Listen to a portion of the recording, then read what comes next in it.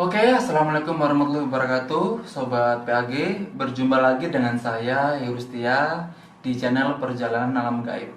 Dan tepat malam ini, ketika saya berjalan dan mampir ke studio teman saya bertemu dengan kawan lama saya. Dan teman saya ini juga mempunyai cerita yang istilahnya itu pas ya untuk kita ceritakan mengenai hal-hal mistis yang mungkin sobat di rumah belum tahu. Nama saya Jordan Panjaitan atau biasa dipanggil Bang Jo Panda. Ya, Asli dari Kota Malang. asli dari Kota Malang. Ah. Asli dari Kota Malang tapi logatnya Medan ya. Aduh. Dia ini emang apa namanya keluarganya tuh memang Medan ya, tapi lahirnya di Malang gitu ya. Ya, daerah Batak sama Manado lah. Nah, kayak gitu. Nah, mungkin untuk malam ini kita akan membahasnya berhubung kita masih belum bisa explore kemana-mana soalnya masih banyak apa namanya banyak lockdown ya, apa lockdown karena virus corona. Dan semoga apa ya masyarakat Indonesia ataupun seluruh dunia Bisa melakukan aktivitasnya kembali lah. iya dan virus corona ini segera hilang ya. Amin amin amin rabbal alamin. Oke, langsung saja, gak usah lama-lama lagi. Saya akan bertanya kepada Jordan, teman saya ini, mengenai hal mistis apa sih yang pernah dialami. Sebetulnya pengalaman mistis saya udah lama. Udah lama lalu. Bang. Jadi mulai dari saya SMP sudah menjelajahi namanya dunia horor mistis. Horor gitu ya. Oh iya. Terus Karena penasaran aku saya 3 bersaudara nih. 3 bersaudara. Dari 3 bersaudara saya laki-laki sendiri, adik-adik saya perempuan. Dan papa saya bisa melihat hal-hal yang Gaib di luar gitu ya? nalar, ya gaib Gaib. seperti itu. Sedangkan saya dari lahir nggak bisa. Gak bisa. Jadi membuat saya penasaran, ditambah akhirnya saya mempunyai ambisi waktu itu lah. Ambisi untuk Melihat tenar, ketenaran, serta kebanggaan tersendiri yang dipandang orang itu saya ibaratnya jadi wow gitulah. dalam hal gaib gitu ya, maksudnya kayak gitu ya. Supaya instan Jadi ya? saya lari ke hal gaib, Oh. hal instan. Nah, saya penasaran nih.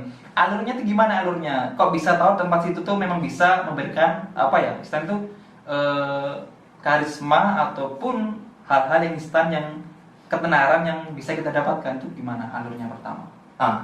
Diawalin saya basicnya suka drama di gereja kan, main film, dan akhirnya banyak main film, main kolosal. Ya, Saya bercerita itu mulai dari pengalaman saya bermain film Angling Dharma. ya lanjut. Dari situ saya suka, akhirnya pertama kali saya itu pergi ke Jogja. Pergi ke Jogja. Itu ke makam Hamengkubuwono atau wali-wali Makam. di dekat Parangtritis waktu itu. Ya kalau pernah ada film apa namanya 5 cm, Ya. seperti itu.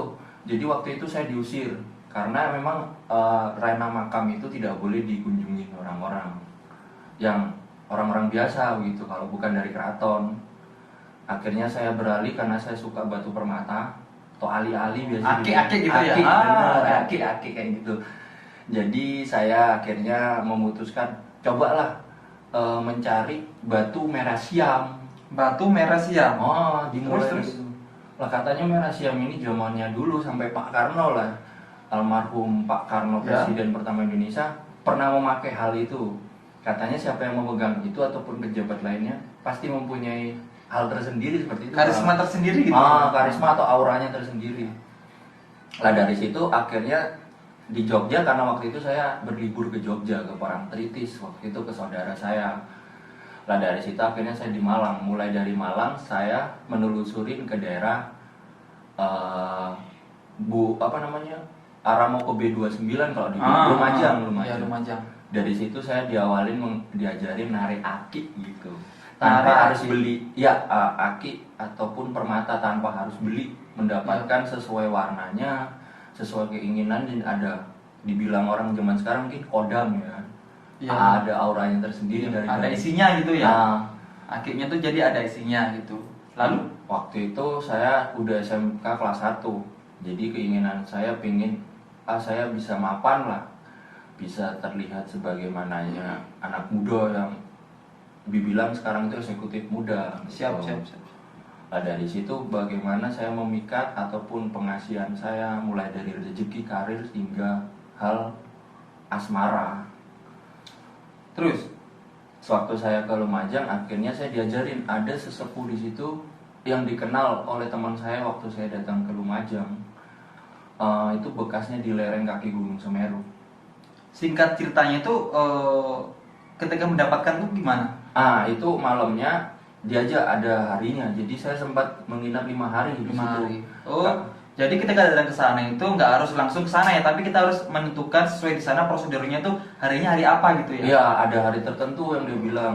Dan saya datang waktu itu hari Senin. Ya. Jadi dibilang dia hanya bisa dilakukan malam Jumat. Oh, malam Jumat. Itu legi atau bagaimana waktu itu? Lupa gitu ya? Iya, katanya legi pokoknya atau enggak kliwon seperti itu. Akhirnya saya coba pas hari Kamis lah. Oke, disuruh saya beli peralatannya atau materialnya, bahan-bahannya. Itu dia bilang saya beli dupa, itu 200 katanya. 200 itu bentuknya kayak kerucut gitu. Oke. Bentuknya kayak kerucut. Habis itu ditambahin bunga kembang macan. Seperti itu. Oh, jadi itu kayak apa tuh kok lidah apa namanya? Dupa, kembang tuh kemenyan jadi satu gitu. itu apa ya? Bentuk-bentuk buat sesajennya gitu ya? Atau apa itu? Ya, syaratnya itu ya. dalam untuk narik kaki atau permata yang aku inginkan itu. Syaratnya jadi kembang kayak uangnya gitu ya pokoknya. Ya. Lalu ketika mengambil tuh gimana ceritanya? Jadi ini sebelum aku ngelakuin itu kita sempat lagi ke sumber gitu. Oh, ke sumber dulu. Itu ada namanya sumber Nyiroro. Sumber Nyiroro. Itu nanti tembusannya katanya ke Malang Selatan gitu. Oh. Dari sumber itu pernah ada kejadian orang di situ tiba-tiba ditemuin di sana. Jadi Nyiroro ini dibilang Nyi Blorong. Oh iya. Seperti itu. Ya. Terus ke sumber itu untuk apa? Saya mandi kembang itu, Bang. Oh, mandi dulu. Kembang 3 macan, tak kembang apa gitu. Pokoknya kalau saya lihat memang kembang seperti kayak kita mau ke makam seperti itu. Akhirnya saya mandi di situ. Habis itu setelah pukul 11 kita baru berjalan di bawah kaki lereng itu. Untuk mengambil Akik itu. ya? Jadi sempat saya dinyalain dupa itu, menyan dan bagai-bagai harum-haruman lainnya. Ada juga seperti dia bawa kayak kuningan lah kalau saya bilang itu namanya kayak tempat lah, wadah itu buat air dan kembang-kembangnya di situ. Jadi tangan saya satunya harus di kembang situ, yang satunya saya harus berpegang seperti ini sih. Harus gini ya? Iya. Jadi saya lakukan sampai jam 3 pagi sebelum adzan subuh katanya dia. Lama ya? Lumayan lama sih. Akhirnya semua digelapin, orangnya nggak tahu kemana. Pokoknya saya suruh duduk diam aja sambil habis dupanya. Oh, ini. sampai dupanya habis. Oh. Itu ritual itu dilakukan di mananya itu? Di bawah kaki gunung, lereng kaki Gunung Semeru. Oh. Dan akhirnya dapat nggak? Yang kejadian saya belum dapat itu, saya diem aja karena saya takut tutup mata kan Bang, takut kali karena namanya pertama kali. Jadi ya udah saya nunggu sambil ada sih dibilang wejangannya itu hampir lupa sih, pokoknya seperti inilah Hombilaheng Sekaring Bawono Langgeng. Cukup nanti gitu. Banyak orang nanti yang Iya seperti kayak gitu sih Bang. Apa saya disuruh baca gitu, ambil itu udah diapalin sih kan betulnya. Ada tuh tiba-tiba kelelawar, tiba-tiba depan saya itu ada kayak kumbang raksasa gitu lewat gitu. Itu buat saya takut. Habis itu leher saya itu kayak ada lipan lewat gitu. Lipan tahu kan Bang? Iya tahu lipan. Jenis lipan tapi yang berbeda gitu. Itu banyak di sekitar saya tiba-tiba. Entah itu saya tersugesti ketakutan atau bagaimana gitu. Akhirnya saya dapat cincin itu sih. Itu dapatnya cincinnya langsung enggak tek atau gimana? Cincin itu dapat digundukan dupa yang habis itu. Oh. Jadi ketika melewati ritual mandi dan syarat-syarat bunga sama dupa atau segala macamnya dan sendiri bertapa gitu ya, berdiam diri gitu ya, dan dengan banyak banyak gangguan seperti hewan-hewan atau kelelawar ataupun segala macamnya, akhirnya dapat lah itu ya? Dapat. Cuma yang bingungnya saya besoknya. Kenapa? Jadi malam itu sempat udah saya pakai cincin itu. Entah ini merah siam beneran atau apa enggak, merah siam atau merah delima. Saya menginginkan merah delima, jadi sambil disuruh dalam hati doa batin gitu ya, batin. Nah, ini saya nggak tahu, ternyata pas saya dapat dibilang orang sekitar itu merah siam. Tapi Aki ini yang ngomong ke datuk ini, aku bilang datuk lah ya, bilang itu merah delima, berarti kamu dapat didinginin gitu. Cuma yang aneh ketika saya udah pakai sampai mandi saya pakai, besoknya sore sebelum maghrib batu ini hilang setelah saya tidur siang sebelum saya pulang ke Malang. Jadi Tiba-tiba hilang. Ketika hilang itu kan baru dapet terus hilang kan, kamu kan belum merasakan apa ya, auranya, belum merasakan khasiatnya itu apa, akhirnya hilang ya. Hilang. Ketika hilang tuh dapat beberapa hari kemudian, yang kamu rasakan apa? Yang saya rasakan mimpi sih. Mimpi. Mulai dari Sabtu itu sampai ke hari Selasa itu mimpi saya itu aneh-aneh seperti itu. Mimpinya saya aneh. dinyatangin Nyai seperti itu. Ya kalau saya bilang Nyai memang cantik sih, ini cuman kayak kerajaan gitu. Entah Ya. saya tersugesti karena saya sering main film atau opera yang berhubungan dengan kolosal. Jadi mindset saya waktu itu memang pengen jadi artis lah gitu. Iya, siap. Akhirnya Nyai ini sering ngomongin tentang 7 rupa air itu adanya di Balai Kambang katanya si Datuk ini. Terus itu akhirnya kenapa saya nggak bisa dapat itu hilang, berarti ada kesalahan saya katanya begitu, bukan orang pilihan katanya. Dan harus ke 7 mata air sumber Yang ada di Balai Kambang katanya. Tapi saya cuma menceritakan apa mimpi yang saya alami, Nyai ini terus datangin ke saya gitu, bahwa kamu harus mencuci muka atau berbersih diri di 7 sumber air, mata air lah. Itu akhirnya saya nyoba seminggu kemudian bareng, sambil saya siapin ongkos, kadang kita pakai kendaraan bermotor sih waktu itu. Lah waktu itu masih pakai Vespa saya. Ya. Jadi berangkat ke Balai Kambang, mumpung karena juru kunci ini kenal juru kunci. Jadi di Balai Kambang itu kan ada jembatan tuh bang, yang putus itu bang. Iya, paham. Kan masuk kayak ke pura gitu bang. Iya. Lah itu ternyata itu hanya hari-hari tertentu, suro atau apa bagaimana gitu bisanya dibuka gitu. Jadi juru kunci ini kenal sama Datuk ini.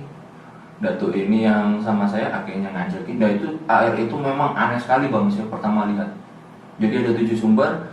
Jadi dari atas itu warnanya putih bening gitu, makin ke bawah putih susu, putih kayu apa tulang gitu, coklat apa sampai kotor gitu. Jadi dari tingkatan pertama gitu. Jadi ada tempatnya itu dibilang sih di Balai Kambang. Di Balai Kambang, Dan ya. aku kesana sih, ya ada sih kayak gitu sih bang. Jadi ada 7 mata air gitu. Akhirnya mandi di sana gitu ya. Nah itu tempatnya dulu Nyi Blorong suka mandi katanya seperti itu. Akhirnya mandi di situ dan ada efeknya nggak?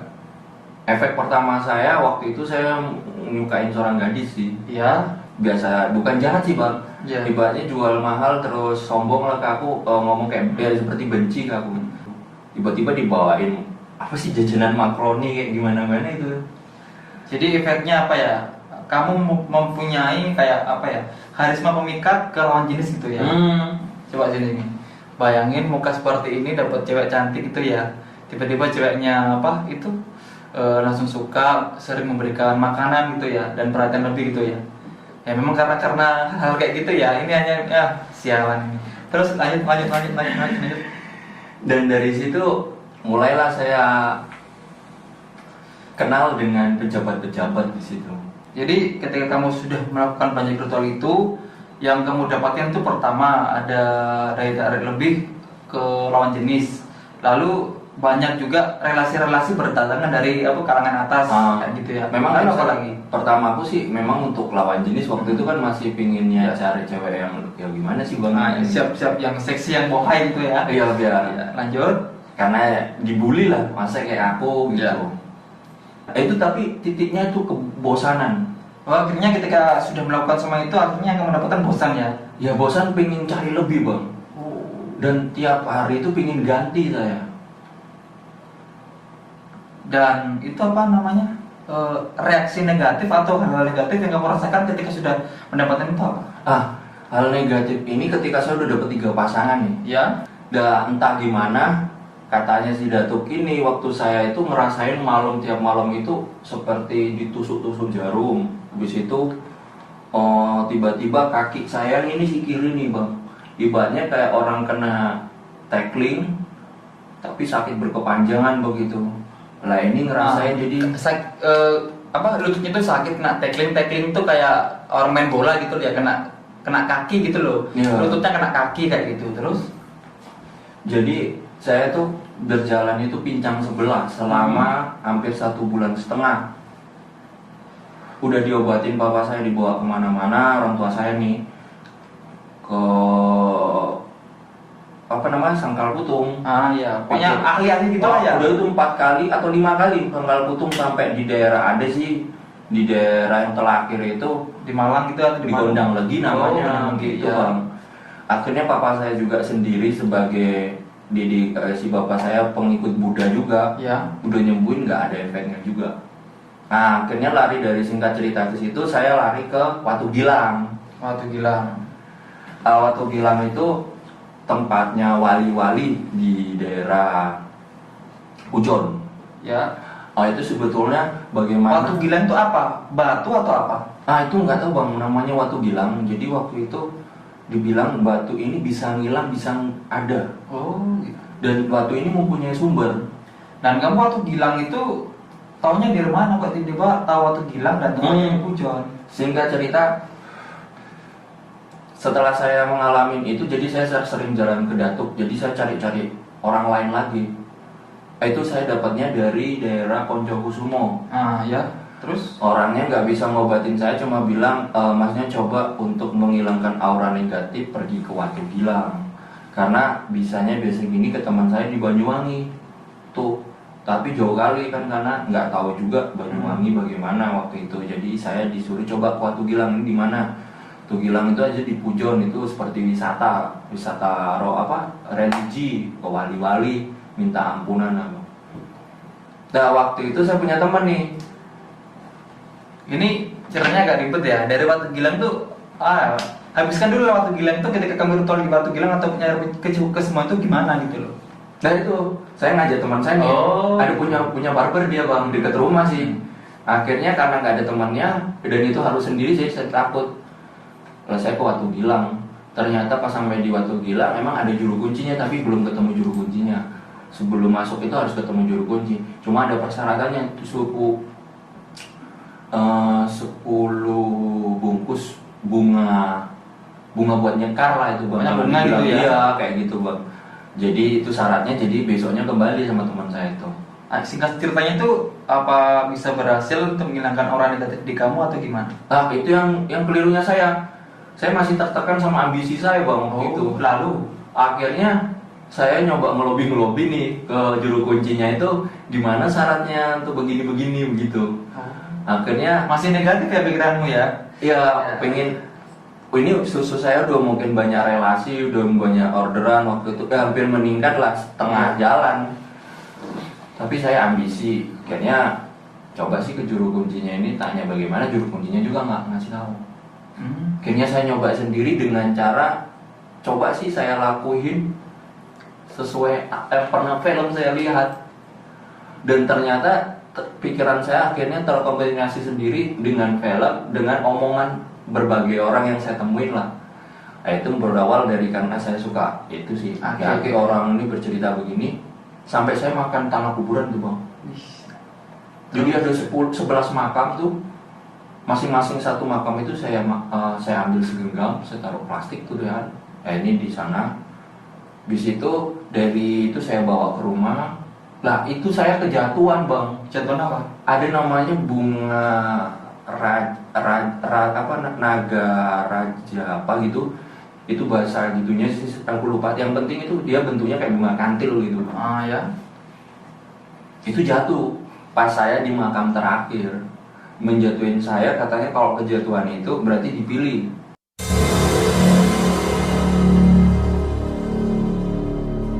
Tetap di perjalanan alam gaib, mengungkap misteri yang masih menjadi misteri.